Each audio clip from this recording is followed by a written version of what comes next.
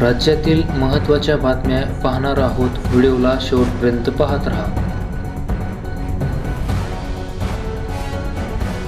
शेतकऱ्यांच्या प्रश्नावर दानवे आक्रमक. महायुती सरकारच्या कारभारावर संताप व्यक्त केला. महायुती सरकार आल्यापासून गेल्या 3 वर्षात 2886 शेतकऱ्यांनी आत्महत्या केल्या असून सर्वात जास्त आत्महत्या अमरावती आणि मराठवाडा विभागात झाल्याची माहिती विधान परिषदेचे विरोधी पक्षनेते अंबादास दानवे यांनी सभागृहामध्ये दिली.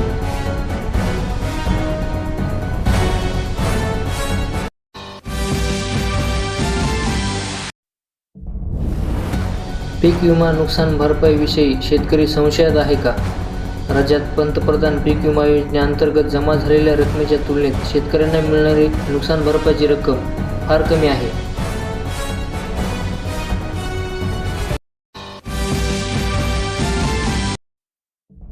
पीएम किसानच्या 20व्या हप्त्याचे 2000 रुपये जुलैमध्ये शेतकऱ्यांच्या खात्यावर येणार.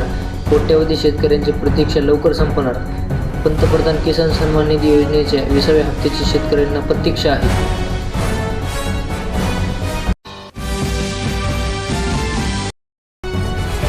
अमरावतीत पीक कर्जासाठी 35% शेतकरी ठरले पात्र.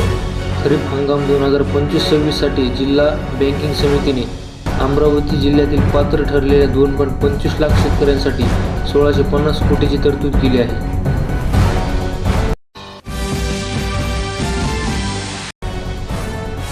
विरोधकांचं मराठी प्रेम हे फक्त राजकारणापुरतं. हिंदीची सक्ती करणारेच उद्या मेळावा घेणार. मुख्यमंत्र्यांचा विरोधकांना टोला.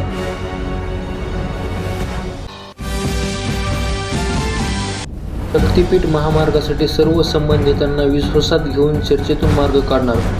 मात्र हा मार्ग आम्ही पूर्ण करूच. मुख्यमंत्री.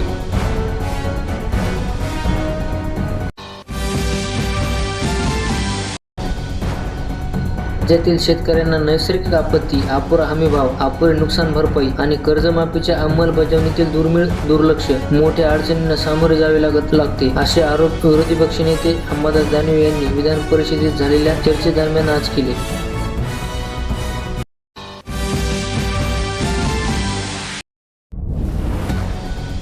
नियमित कर्जदार शेतकऱ्यांना अनुदान नाहीच. महाविकास आघाडीच्या तत्कालीन ठाकरे सरकारने मोठा गाजावाजा करत नियमित कर्जदार शेतकऱ्यांना प्रोत्साहनपर अनुदान देण्याची घोषणा केली. याला आता 4 वर्षे होत आहेत, मात्र अद्यापही ते अनुदान मिळालेले नाही.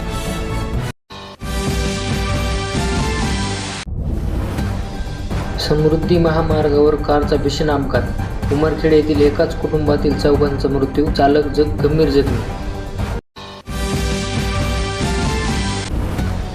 महाराष्ट्रासह मराठवाड्यातील काही भागात गेले कित्येक दिवस पावसाने तडी मारल्याने शेतकरी राजा चिंतेत आहे. मे महिन्याच्या अखेरीस व जूनच्या सुरुवातीला पावसाने जोरदार वर्षाव केला. त्यामुळे शेतकऱ्यांनी पेरणी तर केली, मात्र आता पावसाची वाट पाहावी लागत आहे.